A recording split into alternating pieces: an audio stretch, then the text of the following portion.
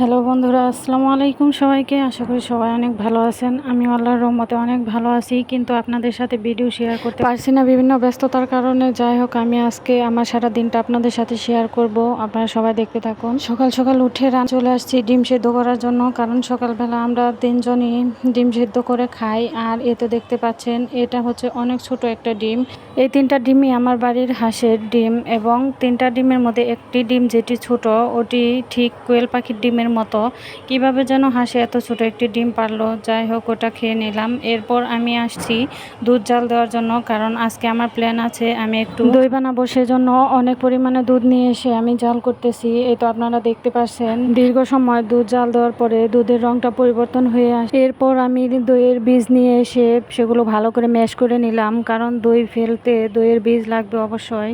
আর দইয়ের বীজগুলো যত ভালো পরিমাণে ম্যাশ হবে, আমার দইয়ের টেক্সচারও তত সুন্দর আসবে। যাই হোক, আমি বীজগুলো দুধের সাথে ভালো করে মিশিয়ে নিচ্ছি। এই তো দেখতে পাচ্ছেন, দুধের কালার এবং দইয়ের কালার সেম হয়ে গেছে, কারণ আমার দুধটা অনেক পরিমাণে জাল দিয়ে নিয়েছি। এরপর আমি কয়েকটি গ্লাসে দইগুলো ফেলে দিয়ে চলে আসছি।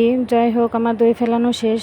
অপেক্ষার পালা, সারা দিন এবং সারা রাত অপেক্ষা করব, পরের দিন সকালে দেখব। এখন আমি রান্না করার জন্য চলে আসছি। আমাদের গাছ থেকে কিছু কামরাঙ্গা পেড়ে নিতেছি। দেখতে পাচ্ছেন, কামরাঙ্গাগুলো অনেক বড় এবং দেখতে অনেক সুন্দর হয়েছে। পেকে গেছে কামরাঙ্গাগুলো। আসলে আমাদের কামরাঙ্গাগুলো টক হয় না, এগুলো অনেক মিষ্টি কামরাঙ্গা। এগুলো দিয়ে রুই মাছের মাথা দিয়ে রান্না করলে ঝোল খেতে খুবই ভালো লাগে। আমরা প্রায়ই খেয়ে থাকি, আর যারা যারা খেয়েছেন তারা অবশ্যই জানেন রুই মাছের মাথা দিয়ে কামরাঙ্গার তরকারিটা কতটাই মজাদার। আপনাদের অনেকের মতোই আমিও জানতাম না যে কামরাঙ্গা দিয়ে এত মজাদার তরকারি রান্না করে খাওয়া যায়। আসলে আমি আমার বিয়ের পরে আমার শাশুড়ির কাছ থেকে এই খাবারটা সম্পর্কে জেনেছি। এই যে কামরাঙ্গা গাছ আপনারা দেখতে পেয়েছেন, এই কামরাঙ্গা গাছটি আমার শাশুড়ি তার বাবার বাড়ি থেকে নিয়ে এসে বুনে দিছিল, এবং এই কামরাঙ্গা গাছটি বিশাল বড়, এবং কামরাঙ্গাও বিশাল বড় বড় হতো। যে কামরাঙ্গা একসময় বিটিভিতে এই গাছটি প্রদর্শনীতে দেখানো হয়েছিল।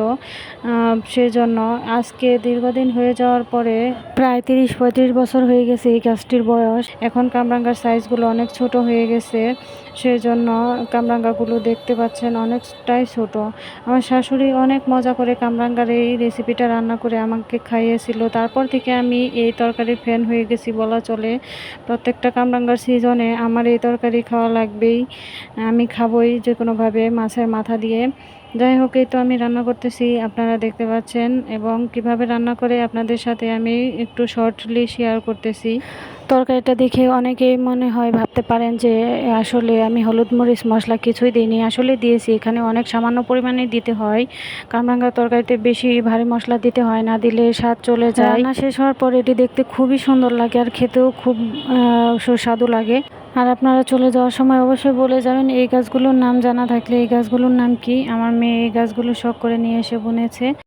আজকে পর্যন্তই, আল্লাহ হাফেজ।